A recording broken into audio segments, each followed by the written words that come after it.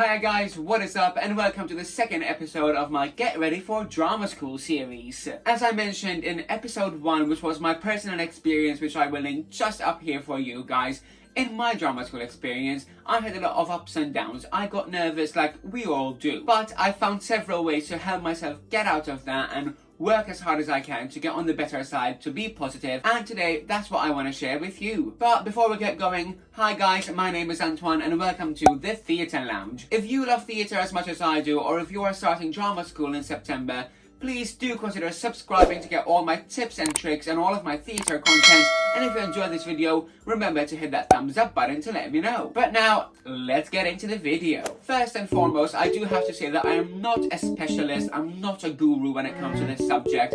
I will just be talking about my personal experience and how I managed to come over my struggles and better myself. So, one of the most important things that I always remembered was that I was not alone. Everyone gets nervous. As you would have seen in episode 1 of this series, you would know that going to drama school is not an easy journey. It's tough, there's its ups and its downs. And the funny thing is that you never know when it's going to get you. But as I was saying, no one has gone to college and came out saying it was an easy journey. It is tough. And one thing you have to remember is that you are not alone. If you are starting college, or if you are going back to college for a second or third year and you're feeling a bit nervous, remember guys, probably everyone with you is the same. In my experience, I was most nervous when I was doing things outside of my comfort zone. As you would have known in episode 1, I mentioned how in the beginning, in my first year, I struggled with dance. So that's when I used to get nervous. Speaking about it today and sharing my story with you guys, it is so different. Honestly, there's such a fine line between speaking about it and telling people how they should do it and how you can help them.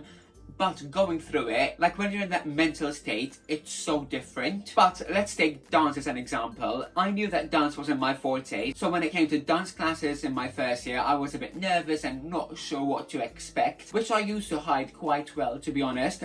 But when I used to go in, I used to think to myself, right, I came here as a singer and as an actor, and I kind of excel at those things at the moment. So I'm pretty sure that by time I will be able to excel in dance as well. So I kind of took my strengths and made them work for my weaknesses. Another method I used to use during drama school is that I used to take the people that were good at stuff that I wasn't and idolize them. I used to use them as a form of inspiration, and that is when things flipped over, because when I didn't, I used to be nervous. I used to be scared of going in and be like next to these dancers that were so good, and I felt like I wasn't as good as them. And I said to myself, Antoine, use them as your guide. Use them as something that you can work towards, because they got there so you can get there as well. That is when things started to flip over. Luckily, my classmates were all so nice and we had such a good friendship. And if I had to ask them a question about how they do something and how I can improve myself, they would help me. But I used to help them in return with things that they weren't confident in. So it kind of worked both ways. Another thing that used to get me down quite a bit, especially in the beginning of my drama school experience, was the fact that I moved country and I was alone. My family wasn't there with me. Now, if you are going to drama school and you're going to stay at home, lucky you, I think it will be a bit easier. But even if you're moving just place within the same country, your family's not going to be there for you 24/7. And that for me, I struggled with, because my family were always my backbones. If something went wrong during my day at school, I used to go to my mum and I used to tell her. And as we all know, drama school is tough, it's a journey, and it's very tiring. So I used to go home after drama school and go back and I have to cook, I have to wash my clothes, I have to prepare for tomorrow, I have to make lunch and all of that, and that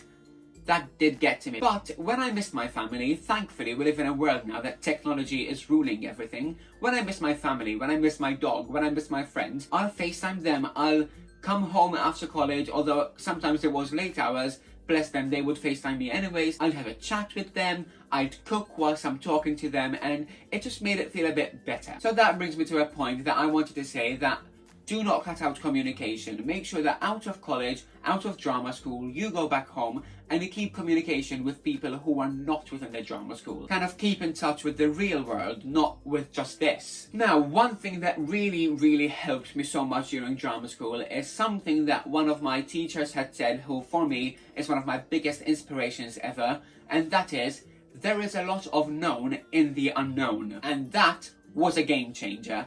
Honestly, guys, it is so true. When I used to have auditions for my drama school performances and everything, our musical, our summer show, cabaret and everything, I used to panic in the beginning. I used to be like, oh my god, I've got this audition, I'm so nervous, blah, blah, blah, blah. And fair enough, the first one, I was going to be nervous. But even on the first one, there was known within the audition, within the unknown. And thing is that I auditioned to get into the drama school, so I've already had at least one experience of the auditions. When you are in drama school and you are actually auditioning for the performances, you know who your judging panel is going to be. You kind of have an idea who's going to be there, so that is a known. I knew what time the audition is going to be at, so I knew when to prepare and how hard I have to prepare for it. I knew my song, I knew my dances, I knew my things, so there is a lot of known in the unknown yet again. And this could also help with starting drama school, because I feel like as much as we don't know what it's going to be like before we actually start, we know we're going to sing, dance and act for every single day. We know it's going to be hard. We know it's going to be a journey. We know we're going to feel rewarded by the end. We know so many things, so we can't be scared of it and say like, I'm nervous, I'm nervous, I'm nervous. You have to flip it on its head and think about it of like, there is quite a lot that I know. Let's go in and explore what I don't know. As I said in the beginning of this video, I am by no means an expert in this subject. I am literally just talking about my personal experience and what I kind of wish I knew before I went to drama school. And also, as I said, it's so much easier talking about it than actually going through it. Because if I could go back 5 years and speak to myself back then, I would tell myself to go in and try not to be as nervous, because I can get so much more out of it when I'm not nervous. At the end of the day, you're going to drama school to become the performer you've always wanted to be. You're going to be performing every single day for at least 3 years, and that is so great. It's just so nice for us performers to know that we can do it for 3 years and we're going to be performing. It kind of comes to a point where everything in your life would have led you to entering drama school and starting your new journey. Try and get them out of your head as much as possible.